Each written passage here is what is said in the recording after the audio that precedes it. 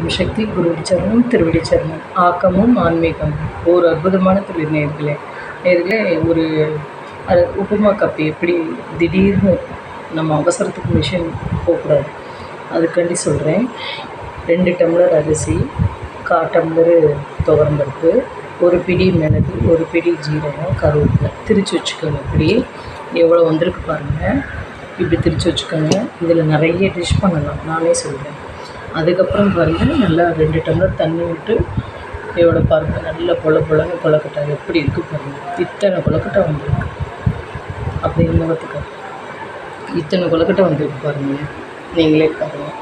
அதே போல் தேங்காவை நல்லா போட்டு கடுகு உளுத்தம்பருப்பு தாளித்து ஒரு 3 டம்ளர் தண்ணி விட்டு இந்த உப்புமா கப்பியை போட்டிங்கன்னா இவ்வளோ அழகாக உருட்டிங்க பாருங்கள். எவ்வளோ தொட்டாவே உதிரும் குழம்புலன்னு நல்லா நீங்கள் செஞ்சு பாருங்கள். நீங்களே உப்பு பெருங்காயம் போட்டு நல்லா ஒரு 10 நிமிஷம் வெயிட்டில் வச்சுருங்க. கொழுக்கட்டை நல்லா தேங்காய் சட்னி சூப்பராக இருக்கும், பண்ணி பாருங்கள். நமஸ்காரம்.